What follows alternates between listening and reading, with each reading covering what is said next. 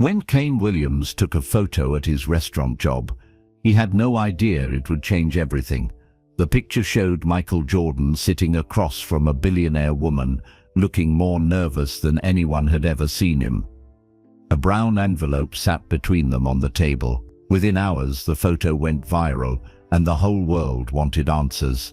But what was in that envelope that made Jordan so scared? And why would this meeting lead to the most shocking twist nobody could predict? Before we dive in, make sure to hit that like button and comment where you're watching from around the world. Kane Williams had been washing dishes at Romano's Italian restaurant for 3 years. He knew every plate, every glass, and every fork in the place. He also knew that famous people sometimes came to eat in the back corner booth. But he had never seen anyone like this. It was a cold Tuesday night in October. Rain hit the windows like tiny rocks. Most tables were empty because of the weather. Kane was carrying dirty plates back to the kitchen when he saw them. Michael Jordan sat in booth number 7. The Michael Jordan, the greatest basketball player who ever lived. Kane almost dropped the plates. His hands started shaking. He had grown up watching Jordan play for the Chicago Bulls. He had Jordan posters on his bedroom wall. He still wore his old Bulls jersey to bed sometimes. But Jordan wasn't alone. Across from him sat a woman Kane had never seen before. She was small and thin, wearing a black coat and dark sunglasses. Even inside the restaurant, even at night, that was weird. Jordan looked different too. Not like the confident champion Kane remembered from TV. Jordan's shoulders were tight. His hands moved around a lot. He kept looking toward the door like he wanted to leave. Kane had never seen Michael Jordan look scared before. The woman sat perfectly still. She didn't touch her food. She didn't take off her sunglasses. Between them on the table was a brown envelope. It looked important. Kane tried to get closer so he could hear what they were saying. He pretended to clean tables nearby, but they talked too quietly. Then Jordan did something that made Kane stop breathing. Jordan put his head in his hands. His whole body shook like he was crying. Michael Jordan was crying. Kane pulled out his phone without thinking. His mom always said he took too many pictures. "Put that phone away," she would say. "Live in the moment." But this wasn't a normal moment. Kane pointed his phone toward the booth. The camera was old and the restaurant was dark. But he could see Jordan and the mystery woman clearly enough.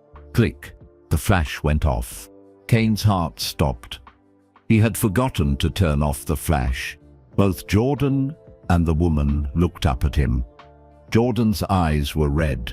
The woman's face was impossible to read behind those dark glasses. "I'm sorry," Kane whispered. "I didn't mean..." But they weren't angry. Jordan just looked tired. The woman nodded at Kane like she understood something. They went back to talking. Kane ran to the kitchen.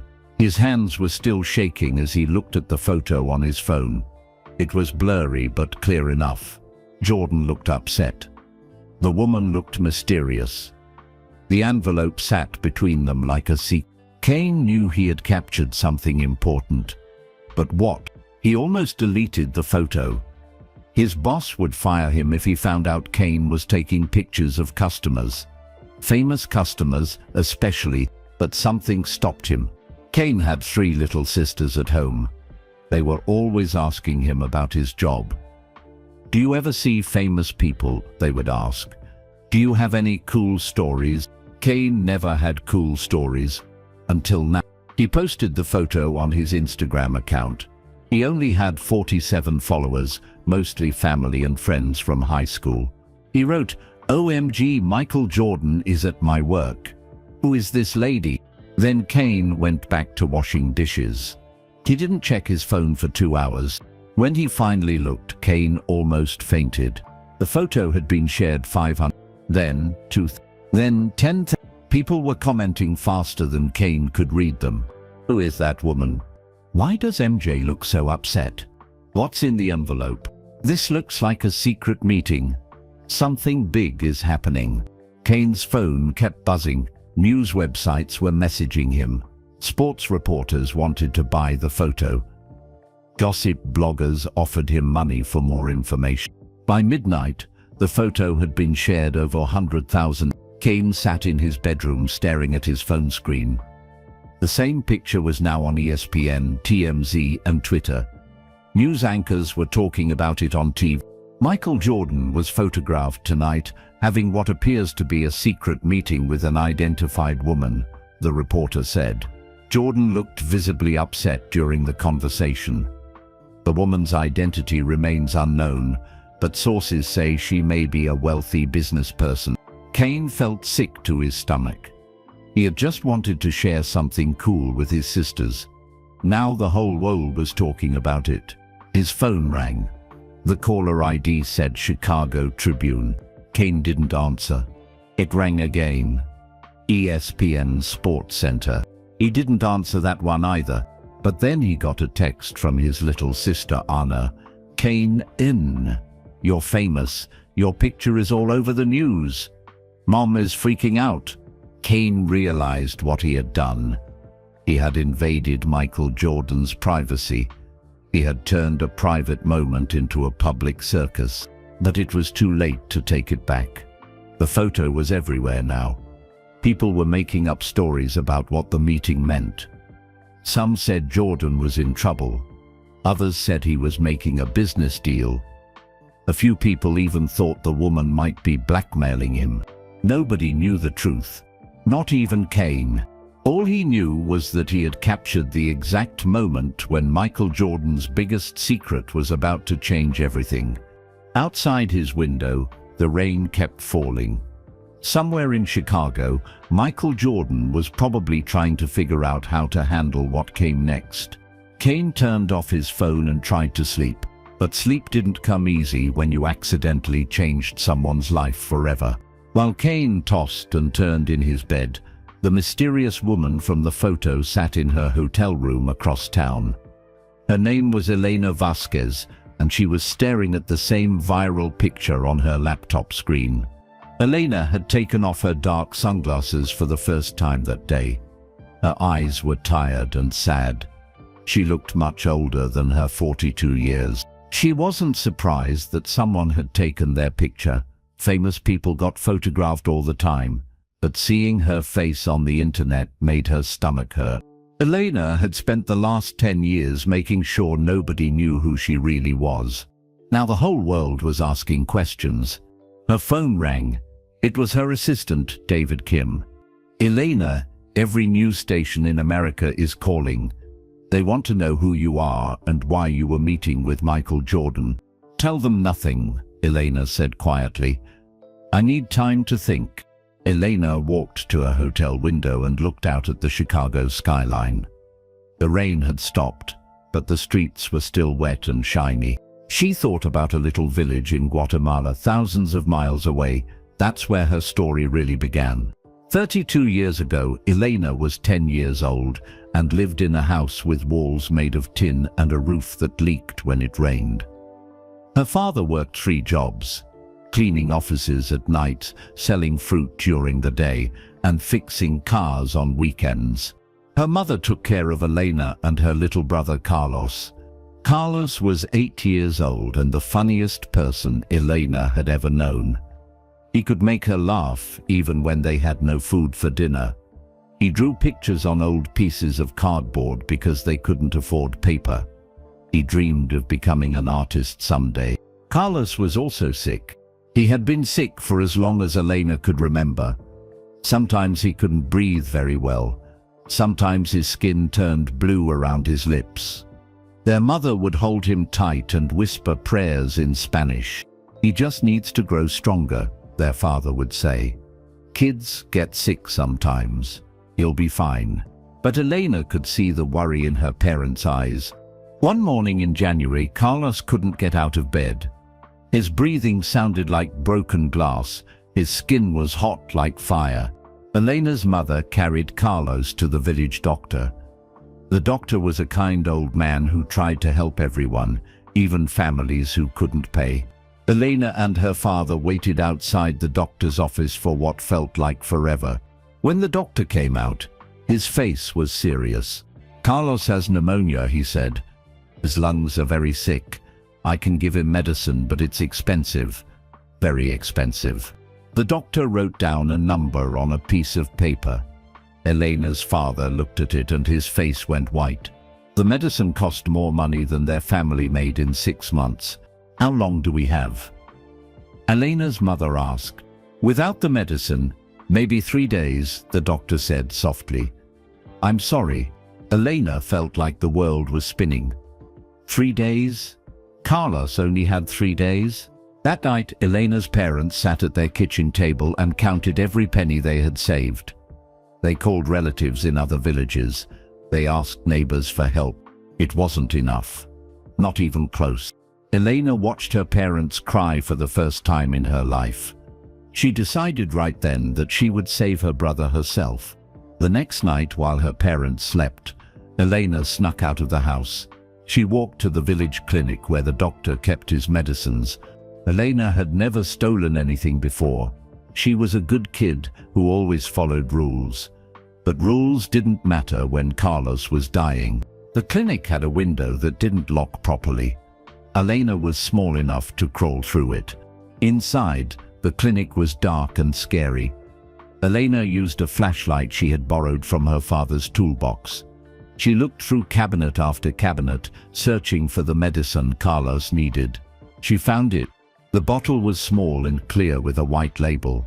Elena could barely read the words, but she recognized the name the doctor had written down. This medicine could save Carlos. Elena put the bottle in her pocket and started toward the window. That's when she heard footsteps. The security guard had seen her flashlight through the window. He was old and moved slowly, but he caught Elena before she could escape. "Please," Elena whispered in her broken English. "My brother, he's dying." The security guard looked at the medicine bottle in Elena's hand. Then he looked at Elena's scared face. For a long moment, neither of them moved. Finally, the guard spoke. "I have children too, little girl, but I can't let you take this." He gently took the bottle from Elena's hand and put it back in the cabinet. "Go home," he said. "Go home and be with your brother." Elena walked back to her house with empty hands and a broken heart. Carlos died the next morning. Elena held his hand as he took his last breath. He was still trying to smile, even at the end. "Take care of Mama and Papa," Carlos whispered. "And don't be sad, Elena. I'm going to paint beautiful pictures in heaven."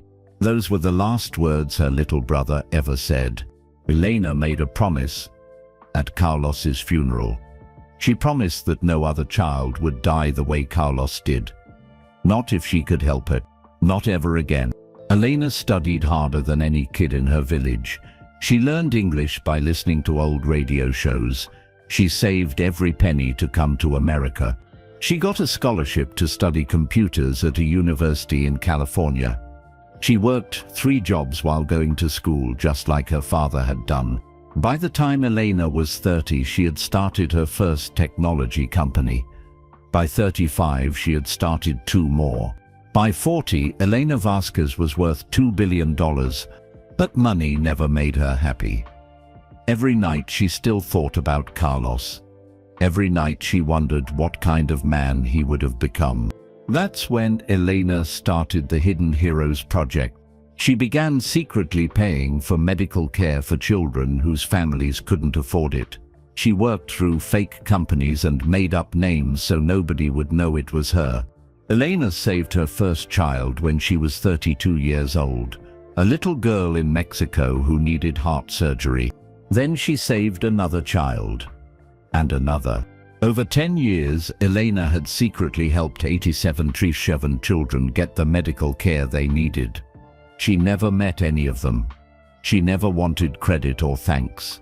She just wanted to make sure no other family went through what hers had. Elena always worked alone. She never told anyone about Carlos or the clinic or the promise she had made. Until 3 months ago when she got a letter that changed everything. The letter was about a 12-year-old boy in North Carolina who needed expensive heart surgery. His name was David Chen, and his hero was Michael Jordan. Elena closed her laptop and walked away from the window. Tomorrow, the whole world would want to know who she was and why she had met with Jordan. But tonight she just wanted to remember Carlos and the promise that had changed her life. Outside, Chicago slept peacefully.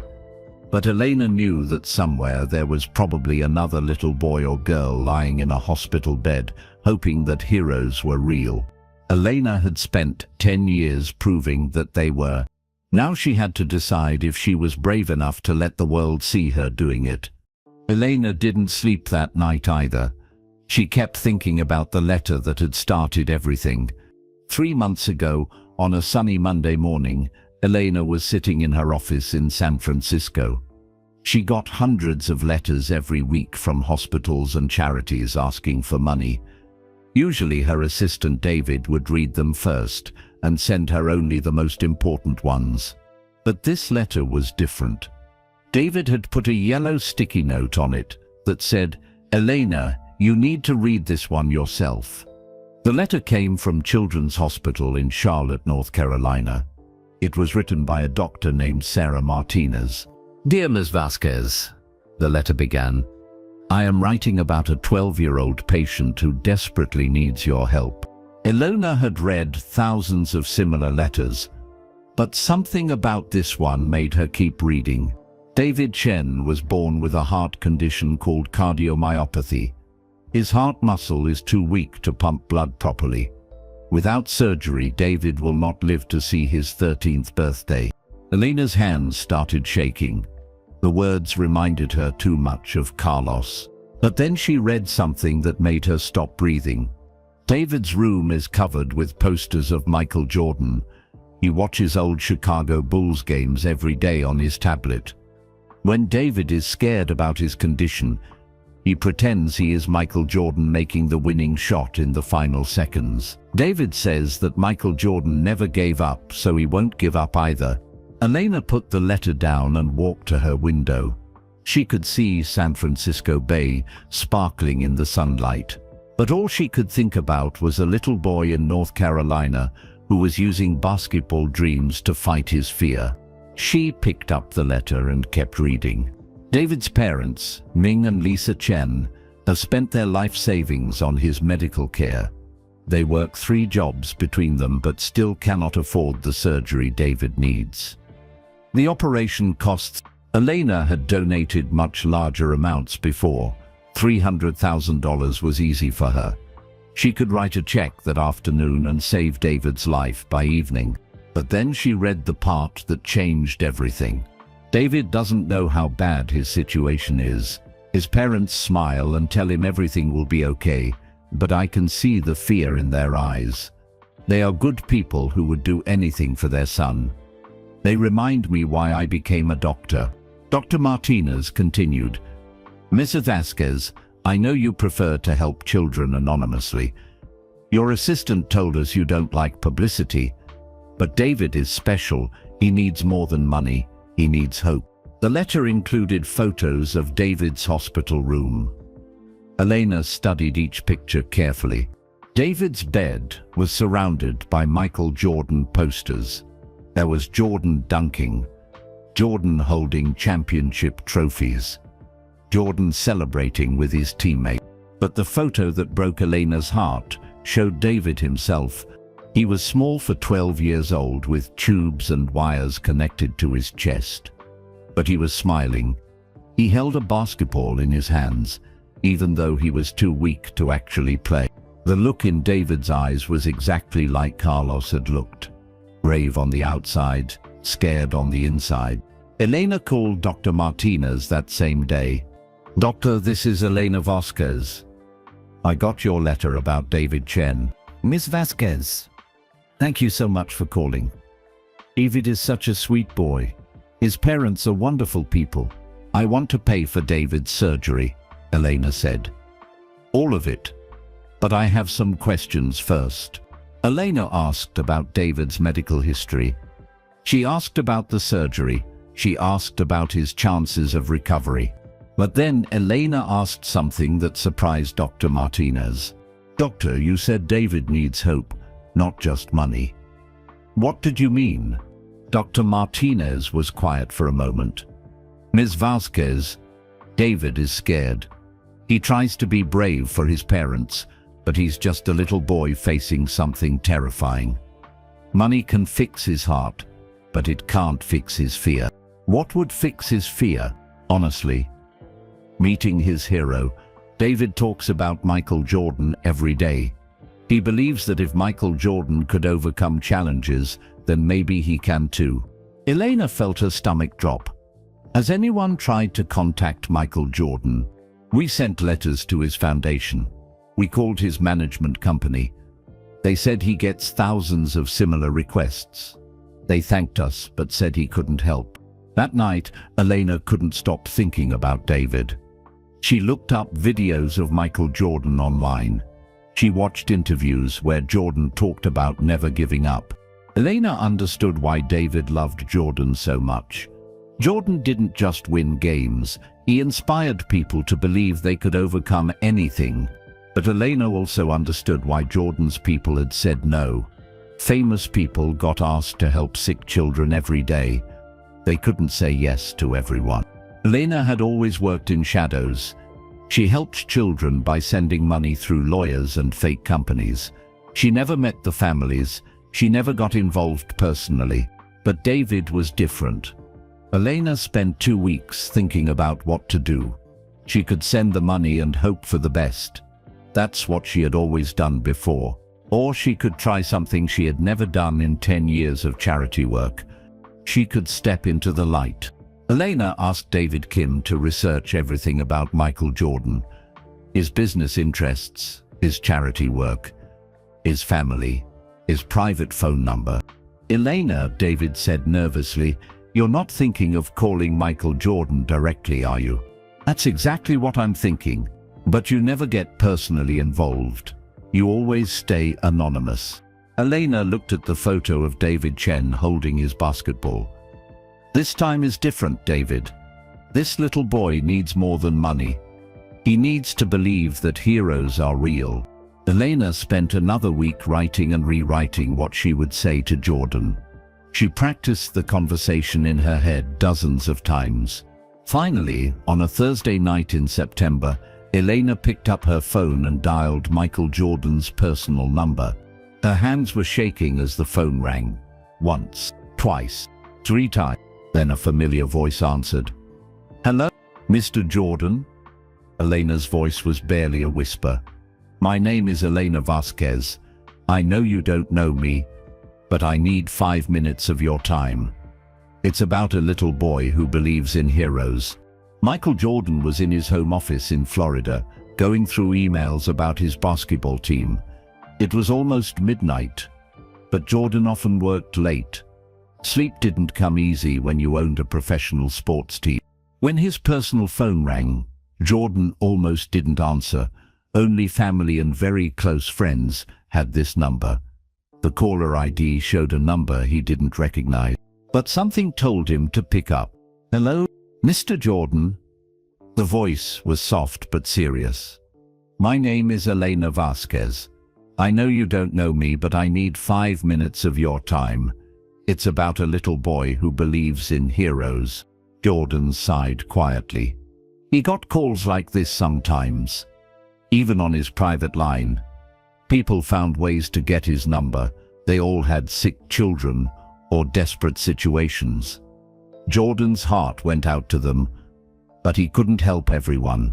"Ma'am, I appreciate what you're trying to do," Jordan said gently, "but my foundation handles all charity requests. If you contact them—" "Mr. Jordan, please," Elena interrupted. "I'm not asking for money. I have money. I'm asking for something much more important." Jordan paused. That was unusual. Most people calling about sick children needed financial help.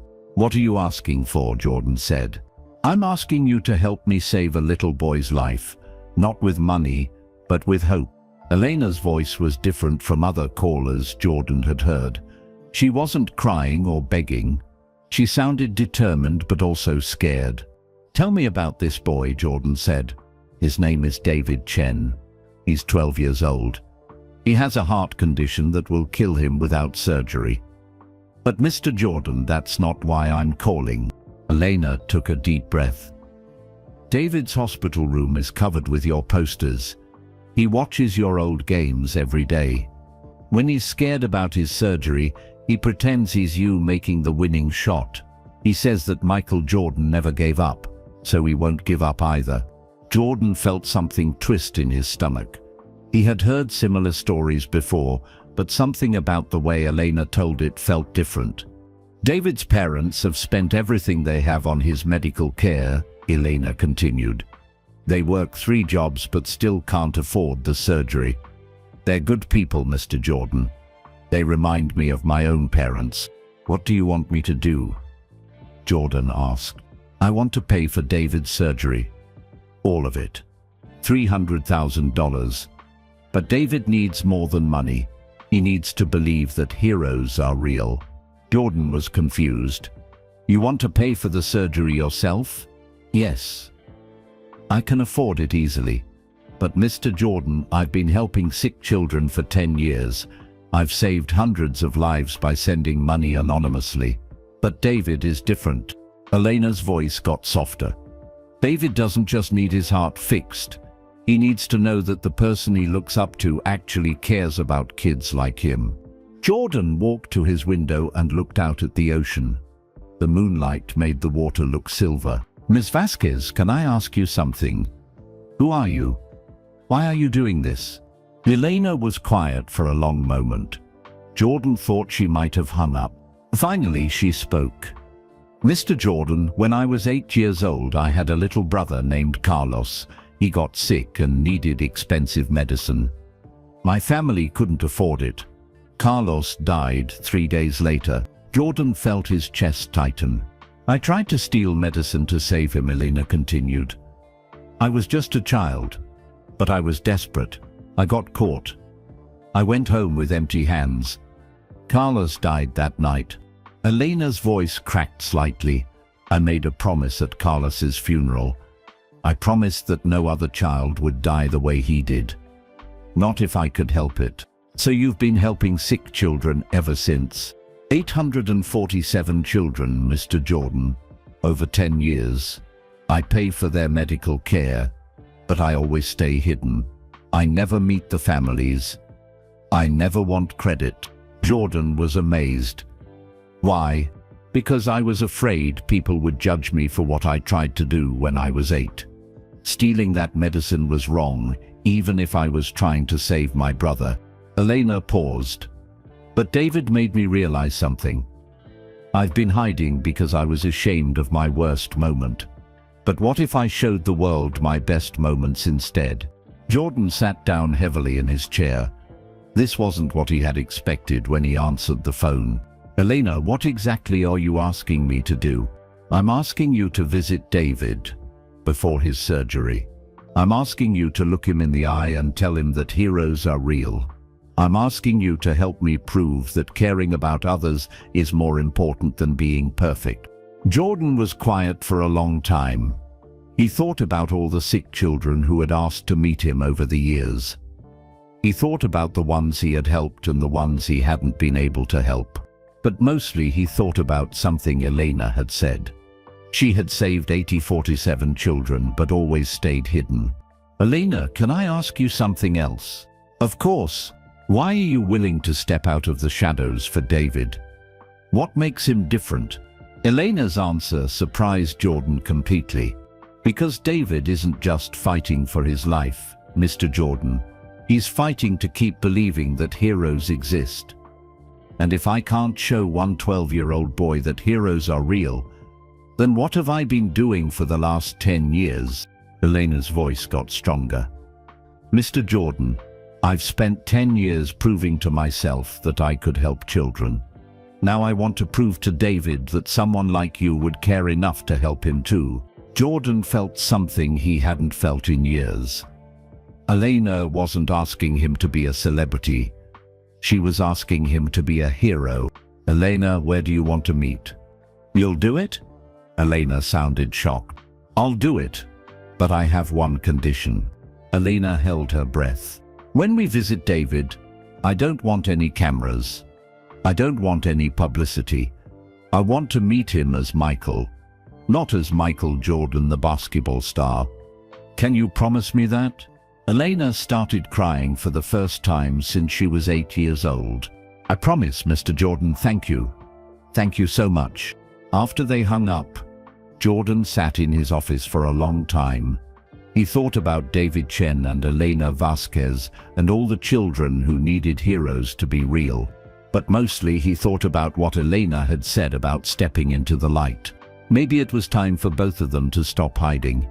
2 weeks after their phone call, Elena and Jordan met for the first time at Romano's Italian restaurant in Chicago. Elena had chosen Chicago because it was halfway between Jordan's home in Florida and David's hospital in North Carolina. Elena arrived 20 minutes early. She wore a simple black coat and dark sunglasses, even though it was evening. She had learned long ago that sunglasses helped her feel invisible. The restaurant was small and quiet. Most of the dinner crowd had already left. Elena chose the corner booth in the back, just like she had requested when she made the reservation. Jordan walked in exactly at 8 o'clock. Elena recognized him immediately, even though he wore a baseball cap pulled low over his eyes. Jordan was taller than she had imagined, and he moved with the same confidence she remembered from watching him play basketball. But when Jordan sat down across from her, Elena saw something in his eyes she hadn't expected. He looked nervous too. Elena, Jordan said quietly, "Yes, thank you for coming, Mr. Jordan. Call me Michael. We're partners now, right?" Elena smiled for the first time in weeks. Right. They ordered food, but neither of them ate much. Elena placed a manila envelope on the table between them. It contained everything about David Chen, medical records, photos, and the letter from Dr. Martinez. "Before we talk about David," Jordan said, "I want to know more about you. I've been thinking about our phone call for 2 weeks." Elena took off her sunglasses. Her eyes were tired but determined. "What do you want to know?" "I want to know about the other children you've helped." 847 kids is incredible. How do you find them? Elena explained how her Hidden Heroes project worked. She had contacts at children's hospitals around the world. Doctors would send her cases of families who couldn't afford medical care. Elena would pay the bills through lawyers and fake company names. "I never meet the families," Elena said. "I never want thank you letters or publicity. I just want to make sure the children get better." Jordan leaned forward. "That must be lonely." Elena was surprised by the comment. "Lonely? Yeah. You save all these lives, but you never get to see the kids grow up. You never get to know if they're happy." Elena had never thought about it that way. "I always believed that staying hidden made me more effective. If people knew who I was, they might ask questions about my past." "You mean about Carlos and the medicine?" Elena nodded. "I was afraid people would think I was still that scared 8-year-old who tried to steal. I was afraid they wouldn't trust me with their children." Jordan was quiet for a moment. Then he said something that surprised Elena. "Elena, can I tell you about a friend I had when I was young?" Elena nodded. "His name was Tommy Martinez. He lived on my street when I was 13. Tommy had leukemia, but back then, people didn't talk about cancer much. It was scary and private." Jordan's voice got softer. "Tommy loved basketball more than anyone I knew, but he got sicker and sicker. Some days he could barely walk, but he still wanted to play one-on-one in his driveway." Elena listened carefully. "The last time I saw Tommy, he could hardly hold a basketball, but he made me promise something." Jordan's eyes got wet. "He made me promise that if I ever became famous, I would remember kids like him. Kids who loved the game but couldn't play it." "What happened to Tommy?" "He died 3 days before my high school basketball tryouts. I was 15 years old. Elena felt her heart break a little. I'm so sorry, Michael. Tommy is why I started playing basketball seriously. Every game I played, I carried him with me. But I never knew how to help other kids like him. I did charity events, but they always felt fake, like I was just showing up because my publicist told me to. Jordan looked directly at Elena. But David is different. David is real. Elena opened the manila envelope and spread David's photos across the table. There was David in his hospital bed, holding a basketball. David with Jordan posters covering his walls. David smiling even though he was connected to heart monitors. But then Elena showed Jordan something that made him stop breathing. It was a letter David had written but never sent. Dear Michael Jordan, I know you probably get lots of letters from kids like me. I'm in the hospital because my heart doesn't work right. The doctors say I need surgery, but it's really expensive. I watch your games on my tablet every day. My favorite is when you won the championship in 1991. You looked so happy. I practice free throws in my head while the machines help my heart beat. My mom and dad work really hard, but I know they're worried about money. They think I don't notice, but I see them whispering at night. They always smile when they see me though. I wanted to ask you something. Do you think heroes are real?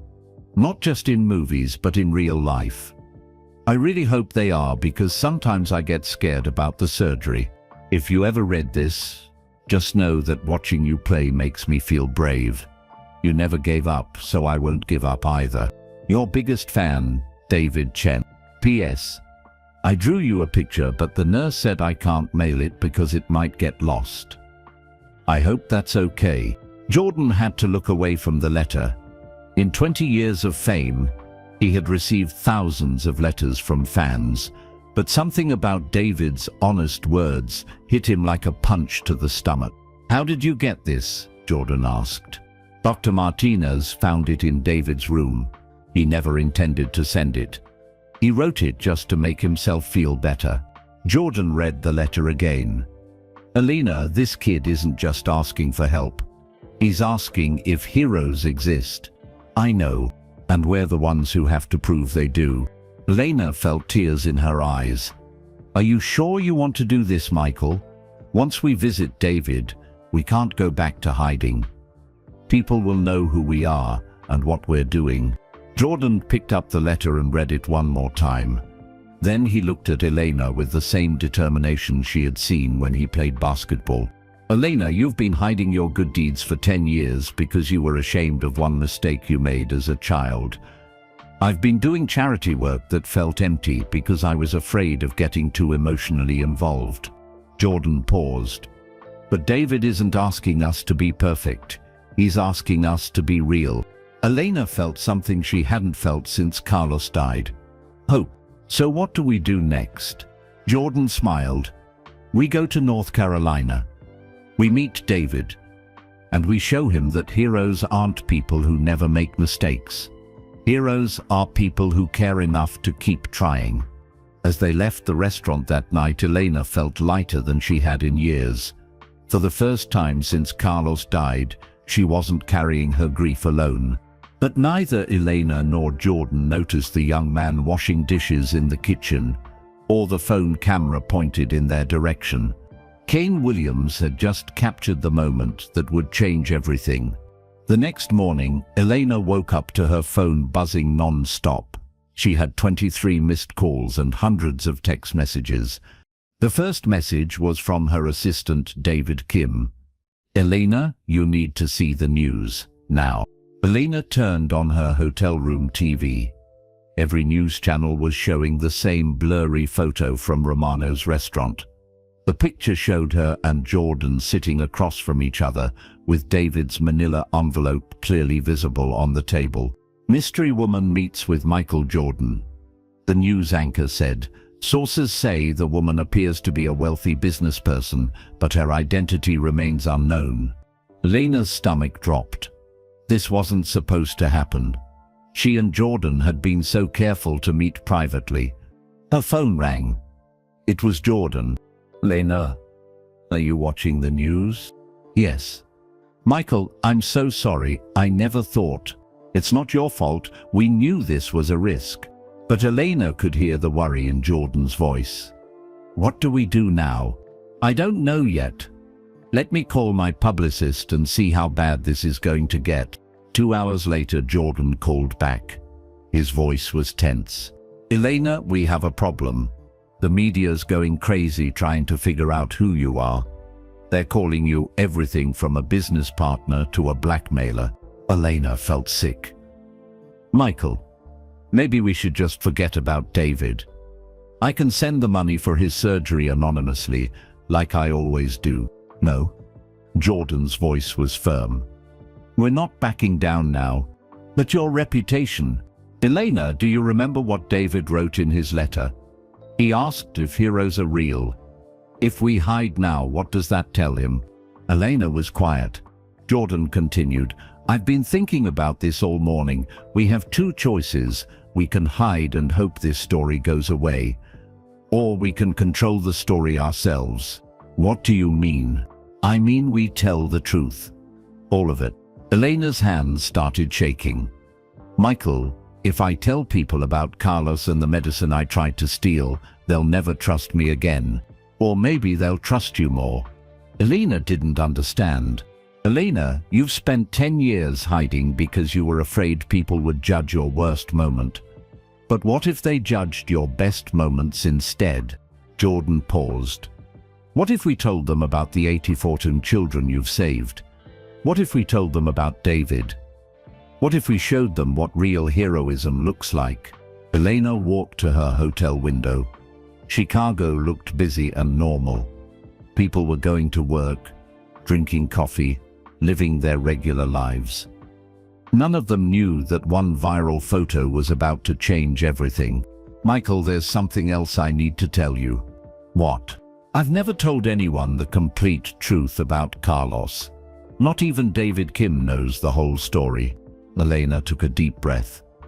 "The night Carlos died, after I got caught trying to steal the medicine, I wanted to try again. I was going to break into the clinic a second time." Jordan listened quietly. "But my father found me trying to sneak out. He made me promise to stay home. He said Carlos wouldn't want me to become a thief, even to save his life." Elena's voice cracked. "I listened to my father. I stayed home. Carlos died 6 hours later. Elena, for 30 years I've wondered if I should have tried again. If I should have ignored my father and stolen that medicine anyway. Maybe Carlos would still be alive." Elena was crying now. "That's why I've been hiding, Michael. Not just because I tried to steal once, because I didn't try hard enough." Jordan was quiet for a long moment. Then he said something that surprised Elena. "Elena, can I tell you what I think Carlos would say if he could see you now?" Elena wiped her eyes. "I think Carlos would say that his big sister became exactly the person he always knew she could be. I think he would say that saving 827 children was worth more than breaking into one clinic." Jordan's voice got softer. "Elena, you didn't fail Carlos, you honored him." Elena cried harder than she had since she was 8 years old. "Are you sure we should do this?" she asked. "Are you sure we should tell everyone the truth?" "I'm sure, but Elena, we're not just doing this for David anymore." "What do you mean?" "We're doing this for every kid who needs to believe that heroes are real. We're doing this for every parent who can't afford to save their child. We're doing this for people like you and me, who have been hiding their best selves because they're afraid of being judged." Elena felt something shift inside her chest. For the first time in 30 years, she wasn't afraid of people knowing her story. "Okay," she said quietly. "Let's do it. Really, really. But Michael, I have one condition." "What's that?" "When we tell people about the foundation we're creating, I want David to be there. I want him to see that heroes don't just help from the shadows. Sometimes heroes stand in the light." Jordan smiled for the first time since seeing the photo. "I like that idea. But are you sure David is strong enough for a press conference? Dr. Martinez says David is stable enough for short trips. And Michael, yeah? I think seeing David will remind people what this is really about. It's not about us. It's about kids who need heroes to be real. That afternoon, Jordan's publicist set up a press conference for the following day. The location would be the United Center in Chicago, where Jordan had won 3 championships. But Elena made one more request that surprised everyone. I want to call Vincent Crawford before the press conference, she told Jordan. Who's Vincent Crawford? Elena's voice got cold. He's someone who's been trying to destroy my business for years. If we're going public, he's going to try to use my past against me. What are you going to tell him? Elena smiled for the first time since the photo went viral. I'm going to tell him the truth. All of it. Before he gets the chance to use it as a weapon. That evening, Elena called Vincent Crawford. Vincent, this is Elena Vasquez. Elena, I heard about your little photo with Michael Jordan. Interesting company you're keeping. Vincent, I'm calling to give you a heads up. Tomorrow, I'm going to tell the world about Carlos and the medicine I tried to steal when I was 8 years old. Crawford was silent. I'm also going to tell them about the 84 to 7 children I've saved since then. I'm going to tell them about the foundation Michael and I are starting, and I'm going to tell them about David Chen. Elena's voice got stronger. You can try to destroy me with my worst moment, Vincent, but I'm going to bury you with all my best ones. Crawford hung up the phone. Elena looked at herself in the hotel mirror. For the first time in 30 years, she wasn't hiding.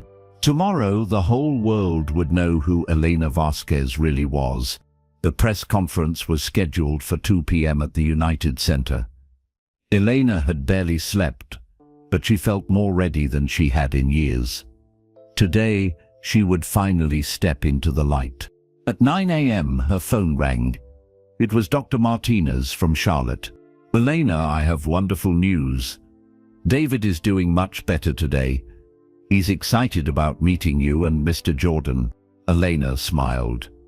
That's great news, Dr. Martinez. We'll see you. Wait, Elena. There's something else. Something concerning. Elena's stomach dropped. What's wrong? I got a call this morning from a reporter. He was asking very specific questions about David's medical condition. He also asked about you. What kind of question? He wanted to know if you had ever met David before. He asked if David's family was being paid to appear at the press conference. He seemed to think this whole thing might be fake. Elena felt her heart racing. Dr. Martinez, I promise you, this is completely real. David has never met us before. His family isn't being paid anything. I believe you, Elena, but this reporter seemed to know things about your past. He mentioned something about Guatemala and your brother. Elena's blood went cold. What exactly did he say? He asked if I knew that you had once been arrested for theft. He said he had documents proving you were a criminal. Elena sat down heavily on her hotel bed. Vincent Crawford was moving faster than she had expected. Dr. Martinez, the story is more complicated than that reporter made it sound. I'm going to explain everything at the press conference today. Elena, I trust you.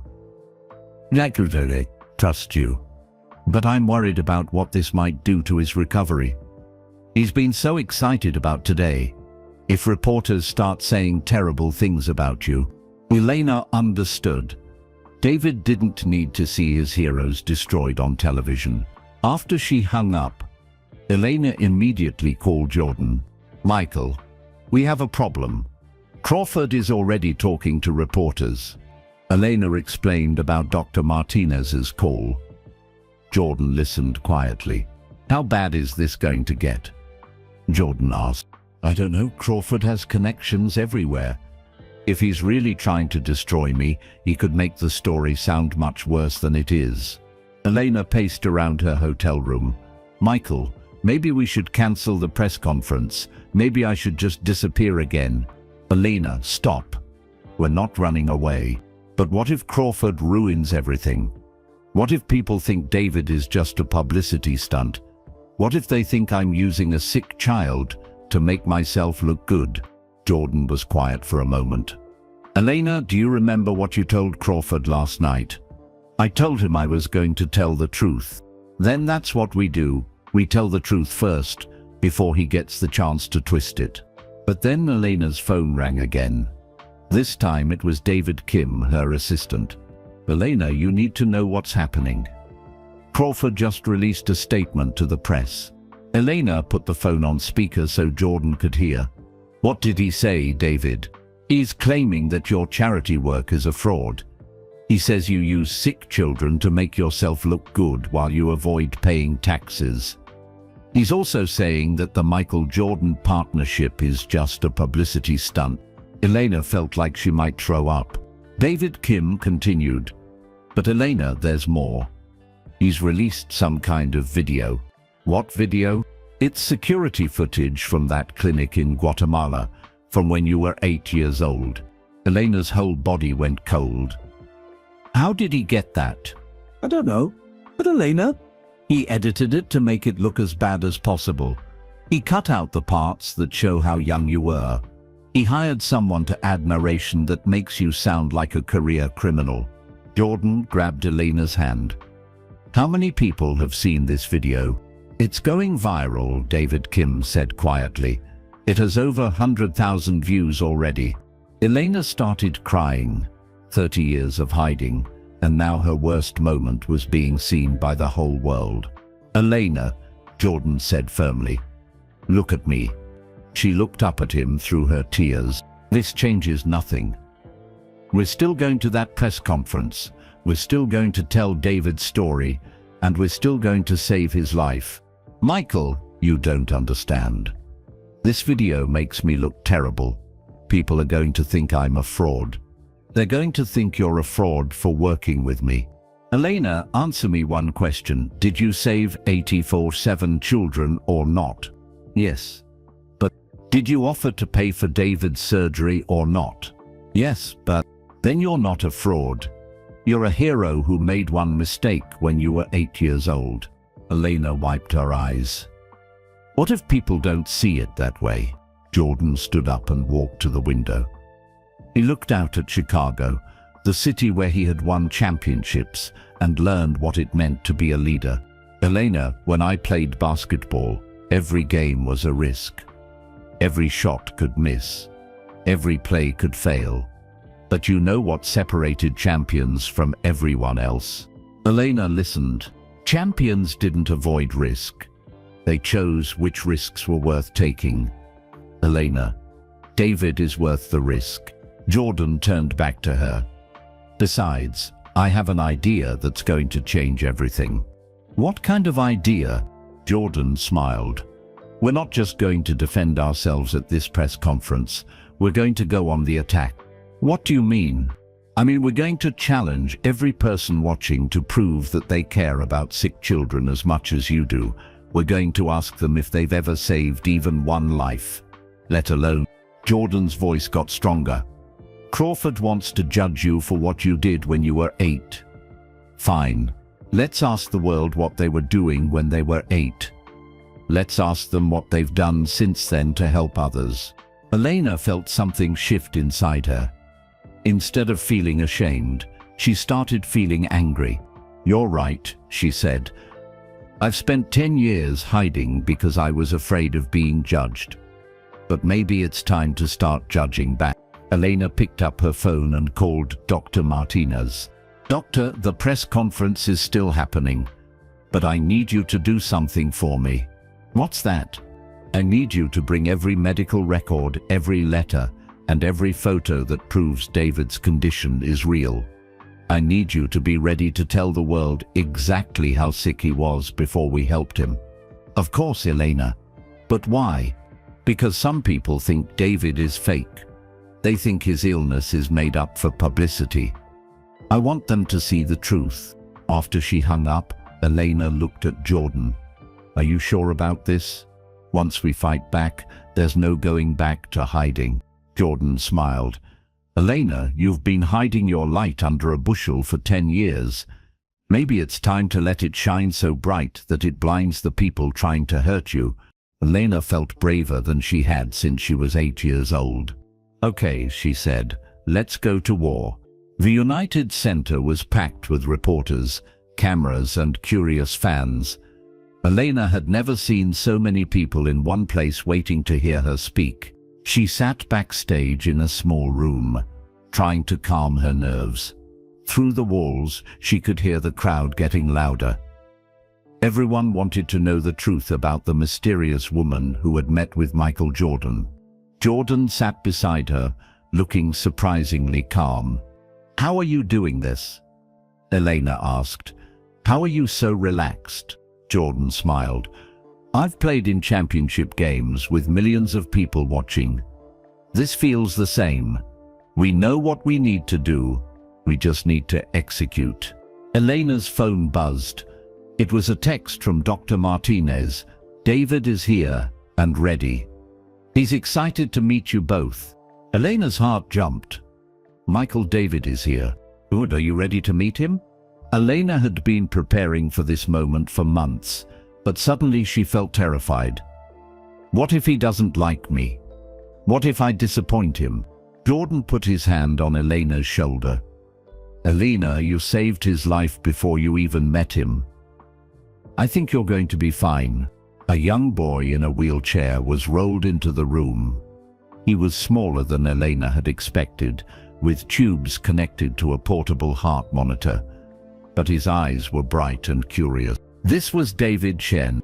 "Miss Elena?" David said softly. "Is that really you?" Elena knelt down next to his wheelchair. "Yes, David. It's really me." David looked at her with complete trust. "Are you really going to help me get better?" Elena felt tears in her eyes. "Yes, David. We're going to make sure you get the surgery you need." David turned to Jordan. "Mr. Jordan, you're even taller than I thought you'd be." Jordan laughed. "And you're even braver than I thought you'd be." David smiled. "I'm not that brave. Sometimes I get scared about the surgery." "You know what?" Jordan said, sitting down so he was at David's eye level. "I got scared before big games too. Being scared doesn't mean you're not brave. Being brave means you do the right thing even when you're scared." David thought about this. "Miss Elena, are you scared about talking to all those reporters?" Elena was surprised by the question. "Yes, David. I'm very scared. But you're going to do it anyway." "Yes." David nodded seriously. "Then you're brave like Mr. Jordan." Elena looked at this little boy who was facing heart surgery but was worried about her feelings. She understood why Jordan had agreed to help him. David wasn't just sick, he was special. "David," Elena said, "would you like to come out and meet the reporters with us?" David's eyes got wide. "Really? You want me to be on TV?" "Only if you want to. You don't have to say anything. But I think people need to see you. I think they need to know that you're real." David looked at his parents, who had been quietly watching from the corner. His mother, Lisa, nodded encouragingly. "Okay," David said. "I'll do it. But can I ask you something first?" "Of course." "Miss Elena, some people on the internet are saying mean things about you. They're saying you're not really a good person." Elena's heart sank. She had hoped David hadn't seen Crawford's video. "What do you think, David?" Elena asked quietly. David looked directly at her. "I think people who save kids like me are heroes. I don't care what they did when they were little. I only care about what they're doing now." Elena started crying again. Jordan stood up. "You know what, David? You just said something smarter than most adults ever say." A man in a suit knocked on the door. "Mr. Jordan? Miss Vasquez? It's time." Elena's stomach felt like it was full of butterflies.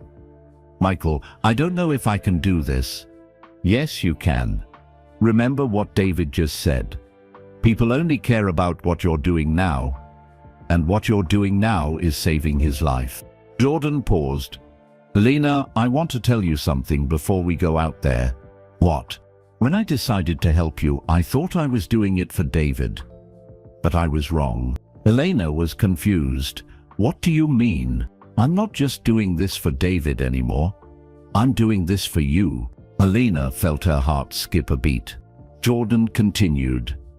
Lena, you've spent 10 years hiding because you were ashamed of trying to save your brother. But I think Carlos would be proud of who you became. I think he would want you to stop hiding. Jordan's voice got softer. And I think the world needs to see what a real hero looks like. Not someone who's perfect, but someone who cares enough to keep trying. Elena felt stronger than she had in years. Are you ready? Jordan asked. Elena looked at David, who was smiling despite all the tubes and wires. She thought about Carlos and the 84-7 children she had saved. She thought about all the children she could still help if people believed in her. I'm ready, she said. They walked out onto the stage together. Elena pushing David's wheelchair, Jordan walking beside them. The crowd went silent when they saw David. Jordan stepped to the microphone first. Ladies and gentlemen, thank you for coming. I want to tell you about 3 heroes. Most of you probably think I'm one of them. You're wrong. The room was completely quiet. The first hero is this young man, David Chen. David has a heart condition that could kill him. But David hasn't given up. He still believes in basketball. He still believes in heroes. He still believes that good people will help him. Jordan looked at Elena. The second hero is Elena Vasquez. Most of you don't know who she is yet, but by the time we're finished today, you're going to understand what real heroism looks like. Elena felt her legs shaking as Jordan continued. Elena has saved 84-7 children over the past 10 years. 847. She has paid for surgeries, medicines, and treatments for kids whose families couldn't afford them. She has asked for no credit, no publicity, no recognition. The reporters started murmuring. Elena met me 2 weeks ago because she wanted to save David's life. Not for publicity, not for her business, because she believes every child deserves a chance to grow up. Jordan stepped back from the microphone. Elena, it's your turn. Elena walked slowly to the microphone. Her hands were shaking, but her voice was strong. My name is Elena Vasquez, and I want to tell you about my little brother, Carlos. Elena stood at the microphone, looking out at hundreds of reporters and cameras. Her heart was beating so fast she could hear it in her ears. My name is Elena Vasquez, and I want to tell you about my little brother, Carlos. The room was completely silent. Elena could see people leaning forward in their seats. Carlos was 8 years old when he died. I was 10. We lived in a small village in Guatemala where my father worked 3 jobs just to feed our family. Elena's voice was shaky, but she kept going. Carlos got pneumonia. The doctor said he needed expensive medicine to live. My parents counted every penny we had. They asked relatives for help. They begged neighbors for money. It wasn't enough. Elena looked down at David, who was listening carefully from his wheelchair. The night before Carlos died, I snuck out of our house. I broke into the village clinic to steal the medicine that could save my brother's life. The reporters started whispering to each other. I was caught by a security guard. He took the medicine away from me and sent me home with empty hands. Carlos died the next morning. Elena wiped tears from her eyes, but her voice got stronger. I made a promise at Carlos's funeral. I promised that no other child would die the way my brother did. Not if I could help it. Elena paused and looked directly at the cameras. That promise changed my life. I studied harder than anyone else in my village. I came to America with nothing but a scholarship and a dream. I built 3 successful companies. And for the last 10 years I have kept my promise to Carlos. Elena stepped away from the microphone and picked up a thick folder from the table beside her. This folder contains the medical records of 87 children whose lives I have saved. 847 kids who are alive today because I couldn't save Carlos. She opened the folder and pulled out photos. Maria Rodriguez from Mexico, heart surgery. She's now 15 and wants to be a doctor. Elena held up another photo. Tammy Kim from Los Angeles. Brain tumor surgery. He's now in college, studying engineering. She continued showing photos, one after another. Sarah Johnson from Alabama. Lung transplant. She just had her first baby. Luis Garcia from Texas. Kidney surgery. He's now playing high school football. The room was completely quiet except for Elena's voice. I helped all of these children secretly. I never met them. I never wanted credit. I just wanted them to live. Elena put the photos down and looked at David. But David Chen taught me something important. He taught me that heroes don't hide. Elena knelt down next to David's wheelchair. David, would you like to tell everyone why you wrote that letter to Mr. Jordan? David looked nervous, but he nodded. A technician brought a microphone down to his level. I wrote the letter because I was scared, David said in a small voice. My heart doesn't work right and I need surgery. But watching Mr. Jordan play basketball makes me feel brave. David looked up at Elena. I asked Mr. Jordan if heroes are real, because sometimes I wonder if anyone cares about kids like me. Elena felt her heart break and heal at the same time. David, she said softly, heroes are real. They're sitting right here with you. Elena stood up and walked back to the microphone. 3 months ago, I got a letter about David. I could have just sent money like I always do. But David was different. David needed more than money. He needed... Elena looked at Jordan, who nodded encouragingly. So I did something I had never done before. I called Michael Jordan. Elena explained about their phone call, their meeting at the restaurant, and their decision to work together. Today, Mr. Jordan and I are announcing the David Chen Foundation for Children's Medical Care.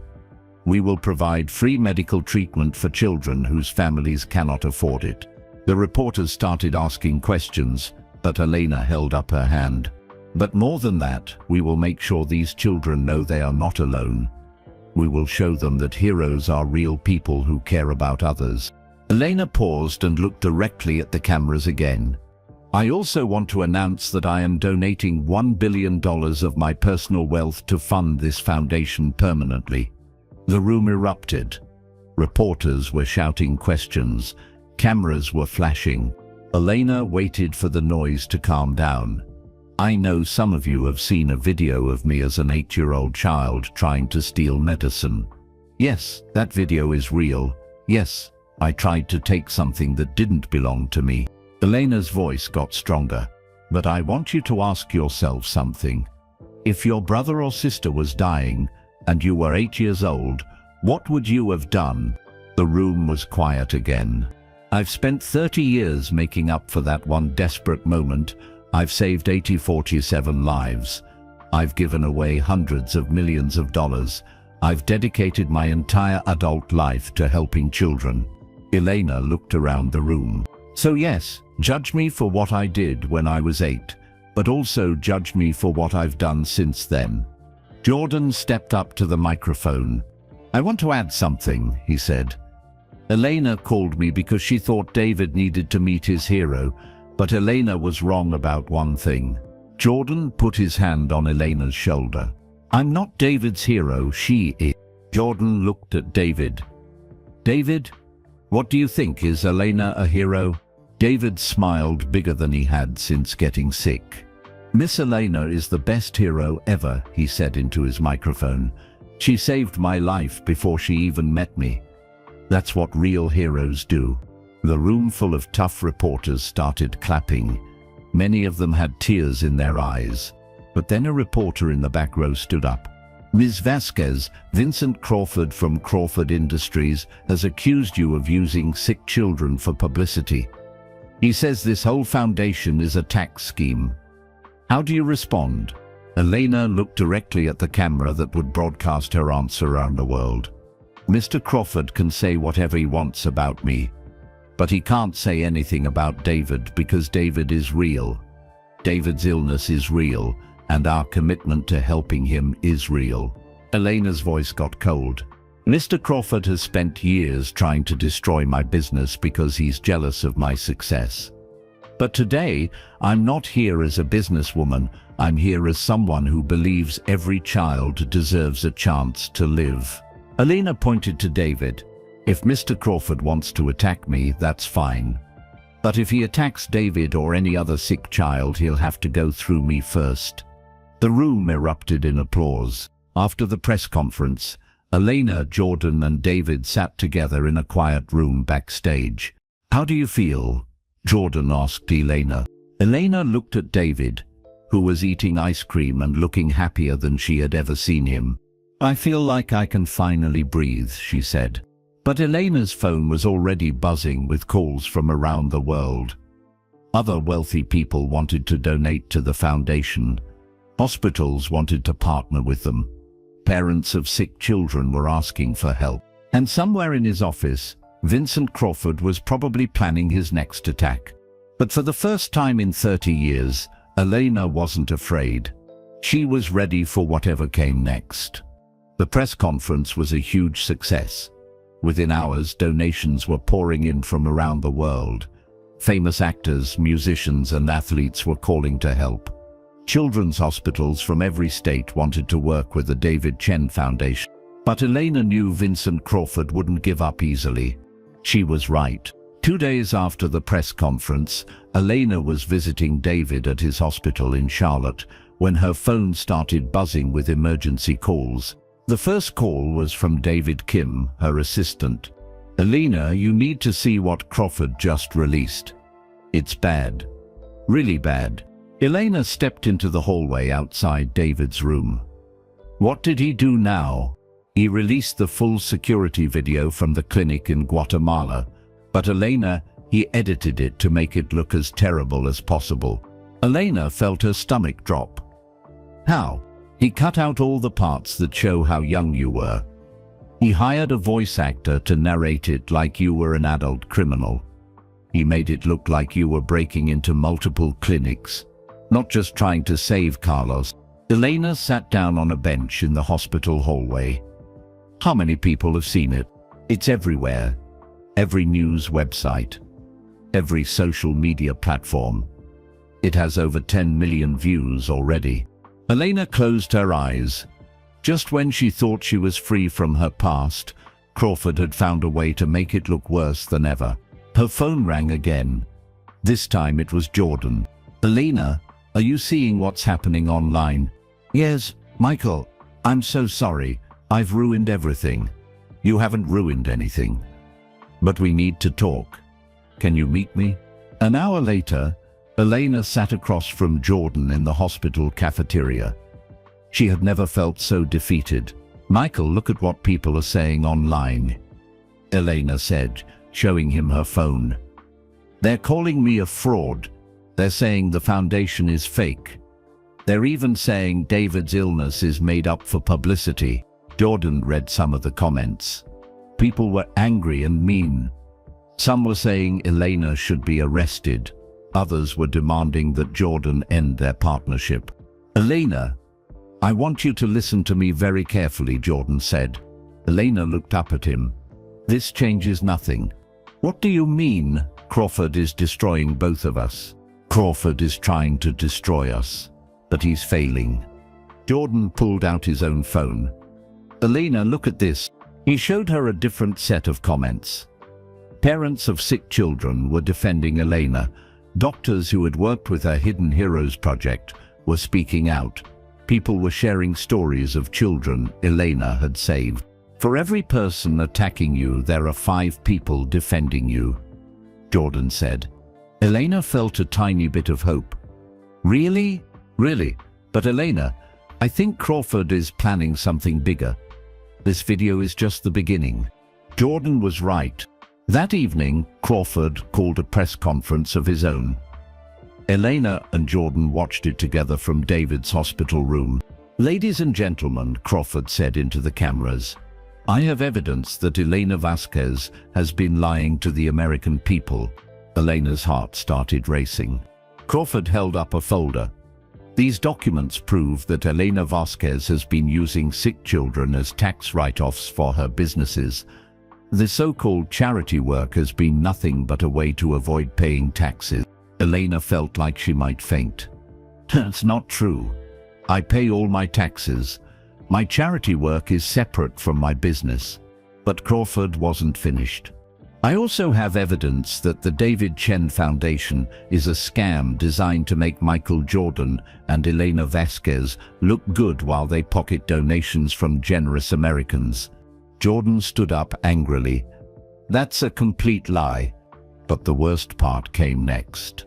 Crawford looked directly into the camera.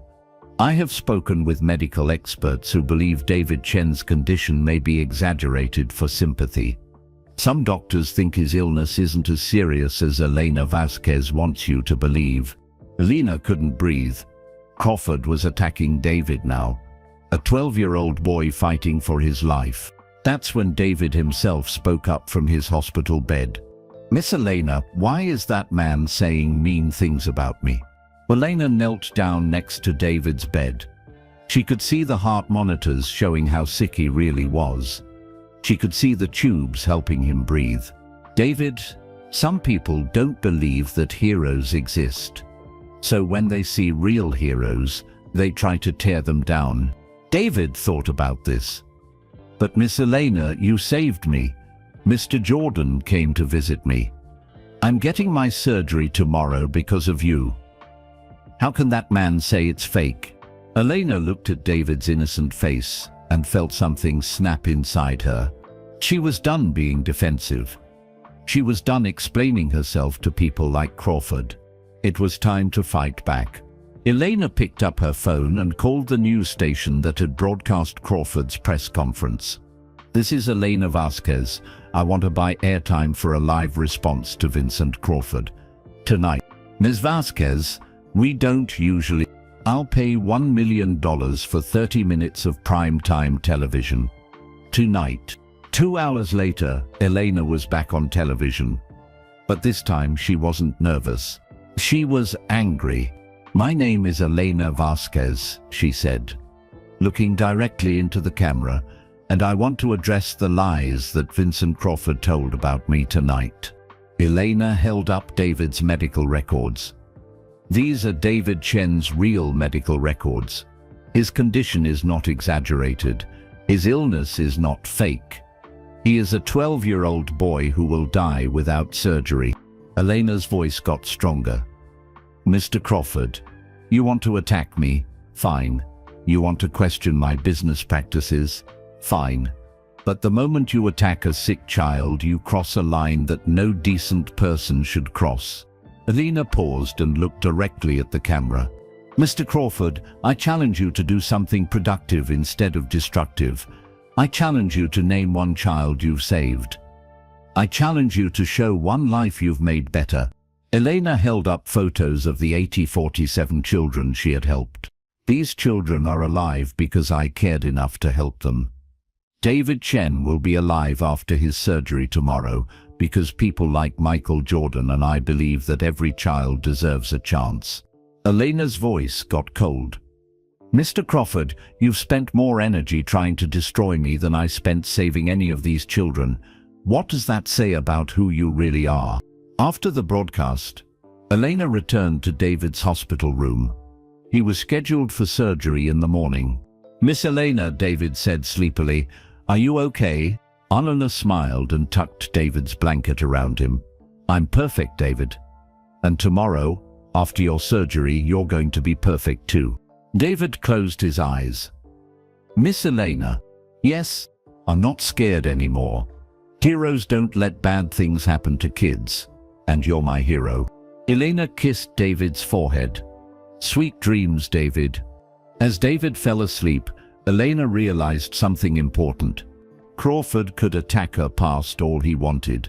He could question her motives. He could try to destroy her reputation. But he couldn't change the fact that David Chen was alive and getting surgery because she cared. And tomorrow, when David woke up with a healthy heart, the whole world would see what real heroism looked like. David's surgery was scheduled for 7 a.m. on a beautiful Thursday morning. Elena and Jordan both arrived at the hospital before sunrise. They found David's parents, Ming and Lisa Chen, in the waiting room. They were holding hands and whispering quiet prayers. Elena sat down next to Lisa. "How are you feeling?" Lisa's eyes were red from crying. "Scared, but hopeful. Thank you for everything you've done for our son." "You don't need to thank me," Elena said. "David has given me more than I've given him." At 6:30 a.m., the nurses came to prepare David for surgery. Elena and Jordan were allowed to see him before he went into the operating room. David was awake but sleepy from the medicine they had given him. "Miss Elena, Mr. Jordan," David said with a tired smile. "You came to see me." "Of course we came," Elena said, taking his small hand. "We're going to be right here waiting for you." David looked up at Elena with his big, trusting eyes. "Miss Elena, if something happens to me during the surgery, nothing is going to happen to you," Elena said firmly. "But if it does," David continued, "I want you to know something. You're not a hero because you have money. You're not a hero because you help people. You're a hero because you care. And caring is the most important thing in the world." Elena started crying. This 12-year-old boy was comforting her when he was the one facing dangerous surgery. Jordan knelt down next to David's bed. "David, you want to know something? You're the real hero here. You've taught 2 adults how to be brave." David smiled. "Heroes stick together, right?" "That's right," Jordan said. "Heroes stick together." As the nurses wheeled David toward the operating room, he waved at Elena and Jordan. "See you soon." The surgery was supposed to take 6 hours. Elena and Jordan sat in the waiting room with David's parents, watching the clock move slowly. At 10 a.m., Elena's phone started buzzing with calls from reporters. Word had gotten out about David's surgery, and the media wanted updates. "Turn it off," Jordan said. "Today isn't about them." Elena was about to silence her phone when she saw an unexpected caller ID. Vincent Crawford. Elena stared at the phone, not sure if she should answer. "Who is it?" Jordan asked. "Crawford." Jordan's face got angry. "Don't answer it. He's probably calling to cause more trouble." But something made Elena pick up the phone. "What do you want, Vincent?" "Elena, is it true that the boy is having surgery today?" Elena's voice was cold. "Yes. David is having the surgery that will save his life. The surgery you tried to convince people was fake." Crawford was quiet for a moment. "Elena, can I ask you something?" "What?" "How old did you say that boy was?" "David is 12 years old." "Why?" Crawford was silent for so long that Elena thought he had hung up. "Vincent, are you there?" "Elena." Crawford's voice sounded different. Softer. "I need to tell you something. Something I should have told you a long time ago." Elena waited. "I have a daughter. Her name is Sophie. She's 8 years old." Elena didn't understand why Crawford was telling her this. "Last night Sophie asked me about the news stories. She wanted to know why I was saying bad things about the lady who helps sick kids." Crawford's voice cracked. "Elena, I tried to explain to my 8-year-old daughter why I was attacking someone who saves children's lives. And I couldn't do it." Elena felt her anger starting to fade. "Sophie asked me something that I can't stop thinking about," Crawford continued. She said, "Daddy, if I was sick like that boy, wouldn't you want someone like Miss Elena to help me?" Elena closed her eyes. "Elena, my daughter is the same age you were when you tried to save Carlos. If Sophie was dying and I had to choose between following rules and saving her life, I would do exactly what you did." Elena started crying. "Vincent, why are you telling me this?" "Because I've been wrong. about everything. Elena, you're not a criminal. You're not a fraud. You're someone who has spent 30 years making up for something you never should have felt guilty about in the first place. Elena couldn't speak. Elena, I'm at the hospital. What? I'm downstairs in the lobby. I brought something for David. Elena was confused. What did you bring? A check for $10 million. I want to donate it to the David Chen Foundation. Elena almost dropped the phone. Vincent, why would you do that? Because Sophie made me remember something I had forgotten. She made me remember what it feels like to care about someone more than you care about yourself. Crawford paused. Elena, can I come up and apologize? To you, to Mr. Jordan, and to David's parents? Elena looked at Jordan, who had been listening to the conversation. Jordan nodded. Yes, Vincent. Come up. 20 minutes later, Vincent Crawford walked into the waiting room.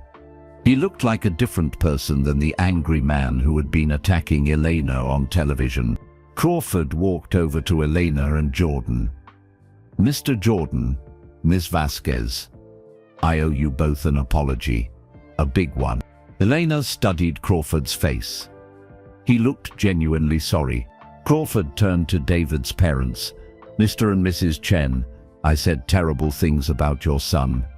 I questioned whether his illness was real. I was wrong, and I'm deeply sorry. Ming Chen stood up. Mr. Crawford, why were you trying to hurt people who were helping our son? Crawford looked down at his hands. Because I was jealous. I was jealous of Elena's success. I was jealous that she was using her wealth to help people while I was just using mine to make more money. Crawford pulled an envelope from his pocket. This is a check for $10 million. I want to donate it to help other children like David. Elena took the envelope but didn't open it. Vincent, what changed your mind? Crawford smiled sadly. My daughter asked me a question I couldn't answer. She wanted to know what I had ever done to help anyone. Crawford looked around the room. I'm 45 years old. I'm worth $3 billion. And I realized that I've never saved a single life. Not one. Crawford turned to Elena. You were 8 years old when you tried to save Carlos. I'm 45 and I've never tried to save anyone. At that moment, Dr. Martinez came into the waiting room. Everyone held their breath. How is he? Elena asked. Dr. Martinez smiled. The surgery was a complete success. David's heart is working perfectly. He's going to make a full recovery. Everyone in the room started crying happy tears. Can we see him? Jordan asked. He's still waking up from the anesthesia.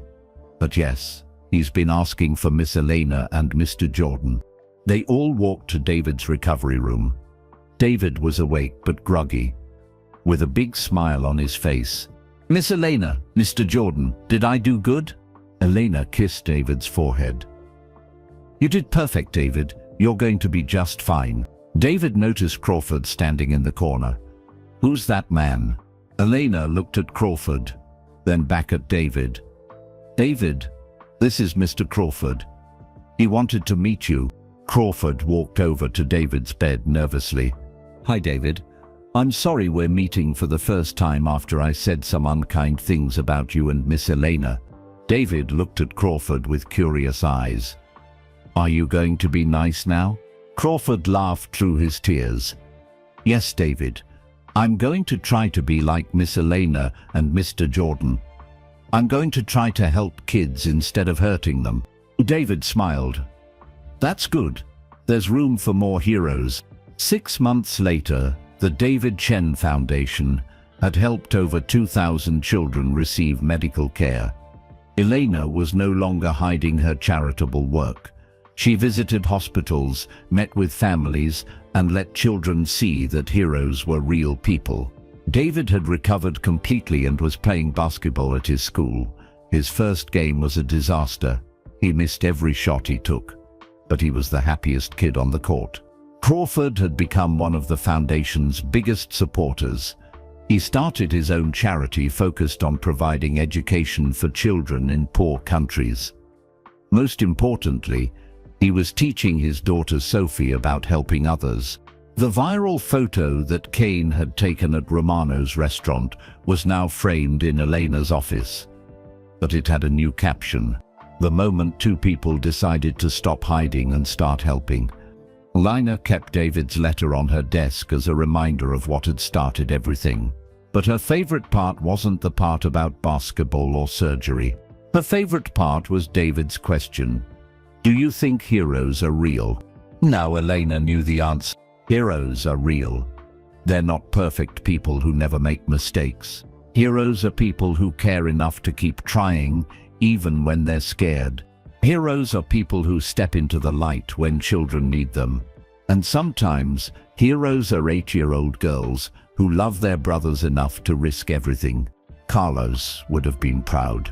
And that's how a single photo changed 3 lives forever. Elena learned that heroes don't hide in the shadows. Jordan discovered that real courage means helping others. And David proved that believing in heroes can make them real. Let me know in the comments where you're listening from around the world. If this story touched your heart, please hit that like button and subscribe to our channel to help us spread more kindness. And don't forget to click on the video appearing on your screen right now for another incredible story that will restore your faith in humanity. Remember, heroes are all around us. Sometimes we just need to look a little closer to see them.